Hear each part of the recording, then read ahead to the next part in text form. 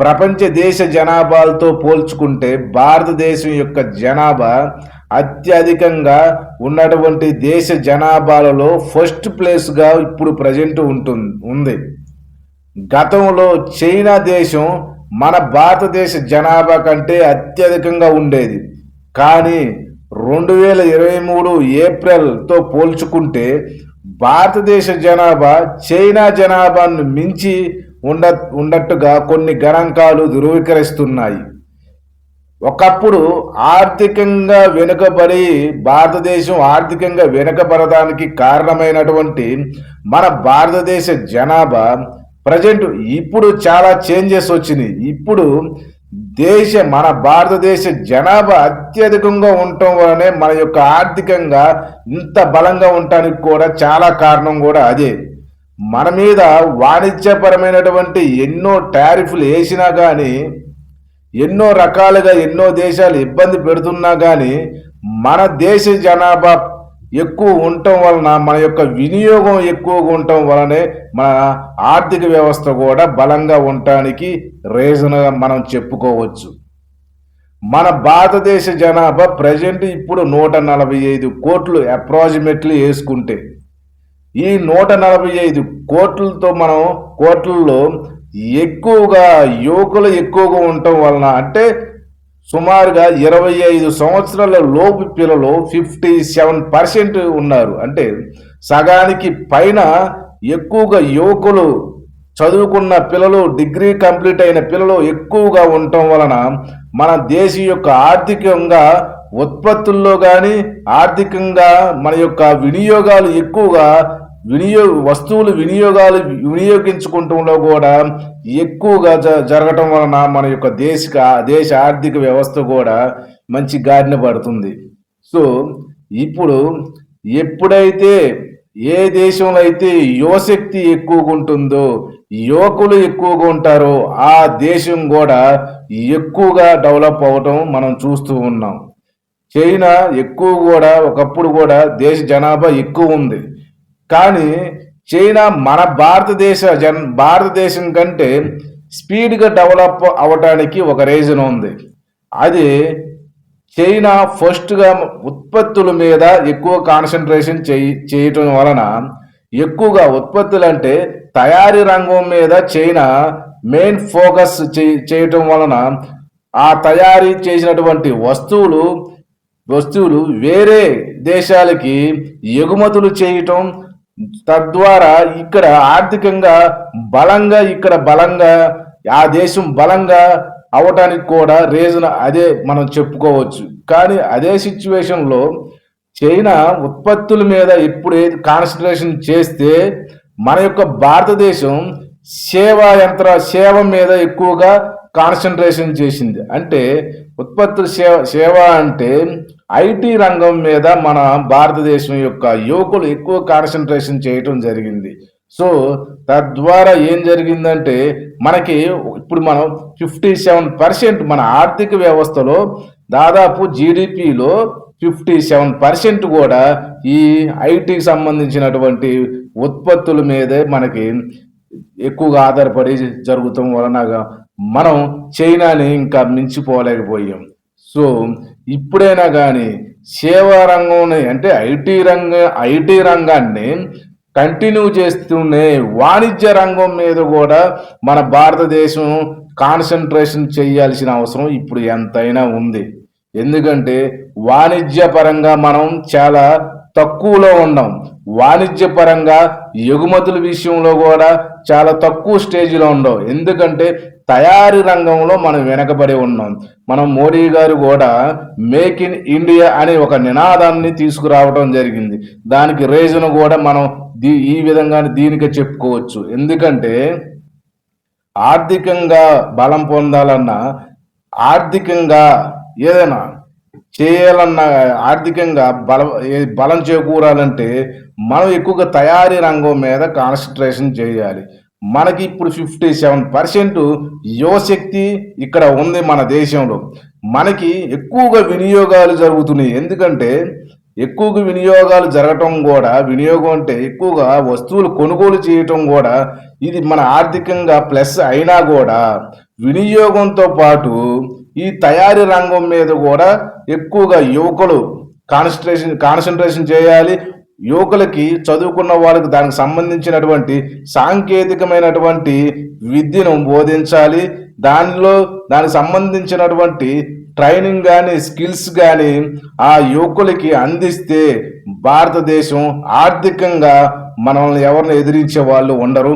China కంటే కూడా చాలా ముందరగా వెళ్ళగలుగుతాం. యుఎస్, అమెరికా లాంటి అటువంటి దేశాలు ఎన్నైనా కానీ ఇక్కడ మన భారతదేశాన్ని టచ్ కూడా చేయలేవు. ఎప్పుడు టచ్ చేయలేవు?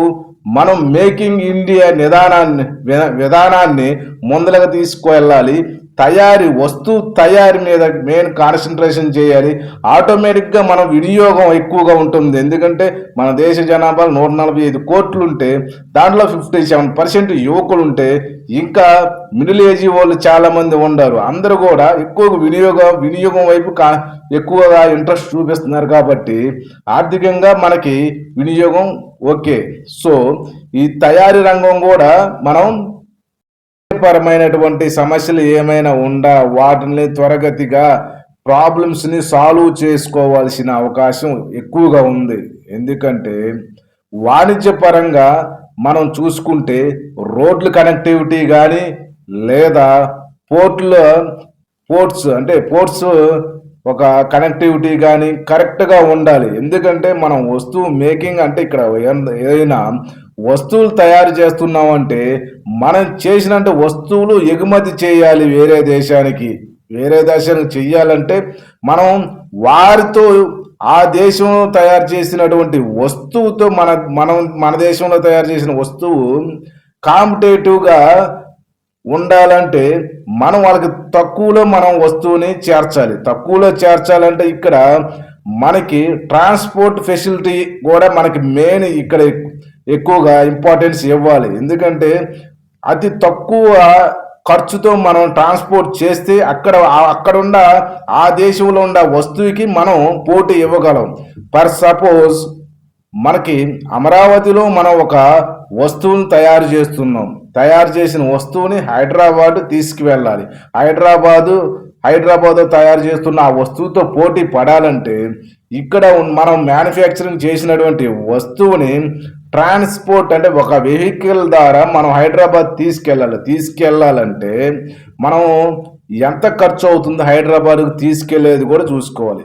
మనకి ఇక్కడ ఇరుకైన రోడ్లు, ఇక్కడ పగుళ్ళైన రోడ్లు, ఫెసిలిటీ సరిగ్గా లేకపోతే మనకు ట్రాన్స్పోర్ట్ వెహికల్ అతను మనకి ఎక్కువ డిమాండ్ చేసే అవకాశం ఉంటుంది. డబ్బులు ఎక్కువ డిమాండ్ చేస్తారు. ఎందుకంటే మనకి యాక్చువల్గా రోడ్డు ఫెసిలిటీ చాలా బాగా ఉందనుకో, ట్రాన్స్పోర్ట్ ఫెసిలిటీ బాగుందనుకోండి, ఓకే, బైపాస్ బాగా నెంబర్ 1, రోడ్లు ఇబ్బంది లేదనుకుంటే ఏది హైదరాబాద్ వెళ్ళటానికి ఒక 2 అవర్సే పట్టిద్ది. యాక్చువల్గా బాగుంటే 2 అవర్స్ పట్టిద్ది. 2 అవర్స్కి వాళ్ళు ఎంత అడగవచ్చు? ఒక 10,000 అడుగుతారు అనుకోండి.